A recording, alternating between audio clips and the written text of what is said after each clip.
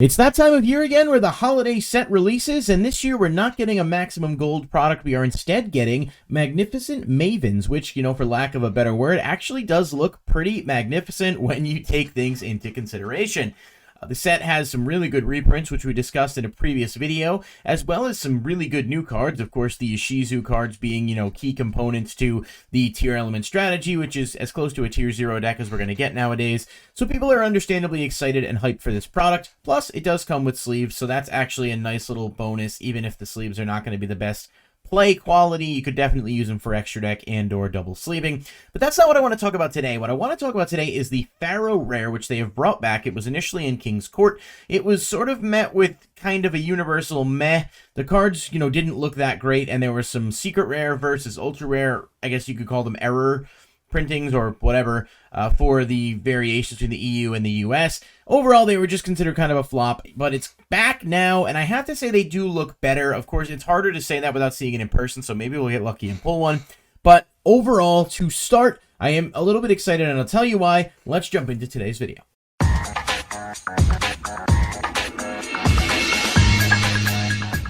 Okay, so there are 18 total PHARAOH rares that are in the set, and based on early ratios, it does look like they are on average 1 per case. What that means is these are not going to be super easy to pull, though I have heard issues of clumping where someone's getting, 2 to 3 per case. We'll have to wait and see what happens, but I think generally they're not going to be popping up in every display. You'll likely see about 1 per 30 mini boxes, give or take, unless those ratios change as more data comes out, but we're going to work with that for the time being. Now, the one thing I do like about these right off the bat is that it does seem like they've selected a decent amount of variety, some competitive relevant cards, some collector cards, and then a few that feel like odd, loose end reprints, I guess, that don't make a whole lot of sense. But we're going to go through each one. I'll give you my thoughts on them briefly, as well as which ones I think are going to end up being the most impactful. Starting off with Dark Magician Girl. So this card feels like it gets printed all the time nowadays, but of course it's one of the biggest movers of product. People love their Dark Magician Girl collectibles for, whatever reasons. This does look pretty good as a PHARAOH rare based on the pictures, as you can see here. It looks like the US version of these are going to have secret rare text on the top and then just the regular PHARAOH rare pattern on there, while the EU ones are going to have ultra rare text on top. I guess it looks better with secret in my opinion, but I don't think it's a huge distinction. Maybe it'll be neat for people that want to collect both, regions. That's fine. I'm not going to get too much into that. I think that just seems to be what Konami's doing for this product, and that's just based on a difference in print quality. So Dark Magician Girl right now pre-selling is the highest one. It's obviously interesting. I think people are going to want to chase after this one because of what it is. I'm not shocked by it or anything, but I would say if we're going to keep reprinting Dark Magician Girl, could we at least maybe reprint her with some different artwork, because it's getting a bit redundant. Blue Eyes White Dragon, speaking of redundant, with its terrible, terrible artwork here. This is, of course, the LOB art. I am not a fan of this. I've never been a fan of this.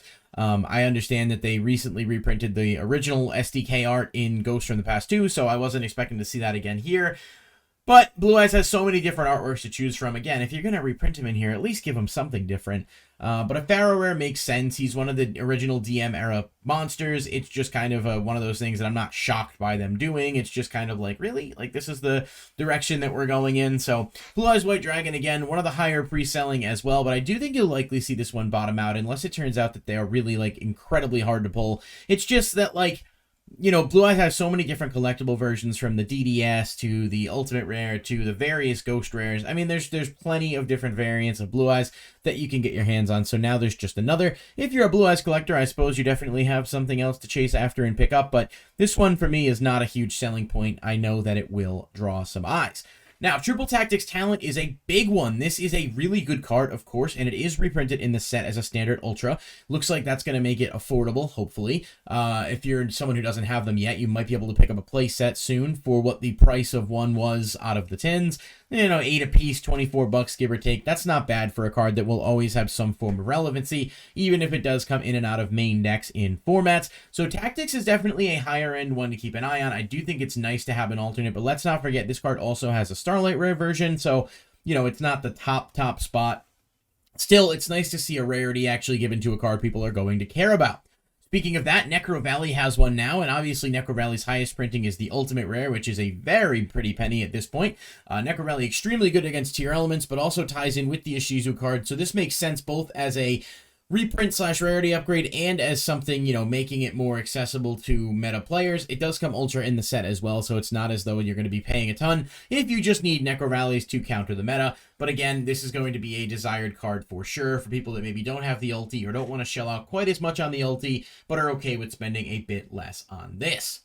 Now, Blackluster Soldier, Soldier of Chaos, is the next one, and this card has been reprinted many times, and it does look, fingers crossed, that it is not short printed at all in this set. It looks like it's just going to be a standard ultra you can get just as frequently as everything else, so I have no problem with them doing a PHARAOH rare version as well. This card, for whatever reason, has been gatekept behind high-entry products and extremely hard to get for a while, despite not even seeing all that much play and sort of just being a false scarcity to drive the value up and allow Konami to resell it over and over again. It is a cool card with some amazing artwork and definitely has some use competitively speaking, but more often than not, it is not included in most builds, and it's just as a whole has never been justifiably as expensive as it is. So this is a cool collector's item for people that want it, but if you just want the card itself, you can get it in the set. And again, I think that's the best way to go with these. It's similar to the collector rares in the side sets. You make them accessible as a rare, but also give a high rarity version to help the set's value over time. So no complaints here for this one either.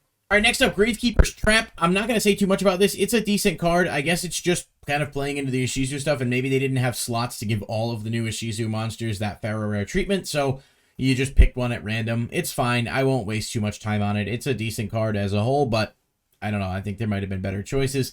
I kind of just accepted that they're not all going to be home runs. Elemental Hero Neos, I guess, makes sense tying in with Power of the Elements and other Neos support. It is the only true high rarity version of Neos at all, so I guess if you're a collector of Neos cards or a fan of it like I am, this is definitely going to have some appeal to you. I do think it'll be relatively affordable, all things considered, because I don't see Neos seeing a lot of play, but this one may, over time, age really well as a collectible just because of what it is. Change of Heart, finally getting its reprint here as an ultra rare after coming off the list, and it's seen play, but it hasn't really done anything game breaking. So a rarity upgrade for this, technically what I think would default it into the highest rarity slot. I mean, not taking into consideration things like Retro Pack and First 10 MRD, does give an alternate upgrade there, and it looks pretty good. I still think the Legendary Collection Secret Rare is the best looking one by far, but this is another alternative for people, and again, a generically good card that is going to be obtainable in a higher rarity is good for the set's long-term value.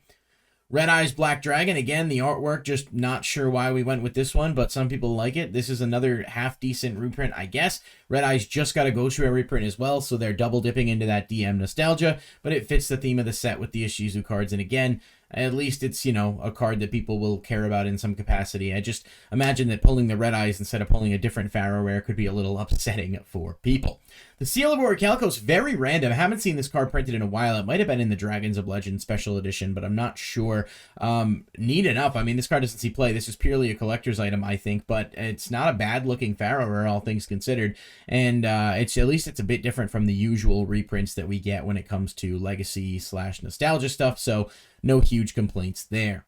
Reinforcement of the Army gets a PHARAOH upgrade to go along with its Collector Rare from King's Court last year. Another option for players. I think the Collector Rare looks really nice. This one doesn't look terrible either, and some people may want to go for it. So just something to consider. It's another decent generic-ish card that's going to have some value, although I think it'll likely drop from where it's pre-selling at now.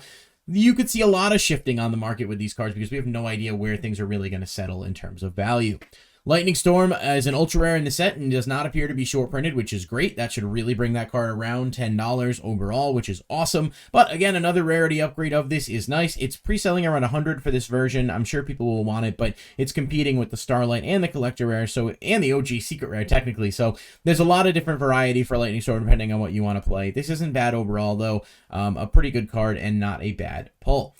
Toon Kingdom, very random here, makes no sense at all, I guess, other than just sort of DM era nostalgia. Toon Kingdom does have an ultimate rare. It's a decent option, I guess. Like I was saying, I would have liked to see something like Toon BLS reprinted in here instead, because it's, you know, not a card that's affordable given Toon Chaos, and maybe they want to wait to cash in on some of that Toon Chaos stuff, so I'm not really sure what they're going to do. But Toon Kingdom, this will likely be cheap. I think the ultimate rare is like 45 bucks.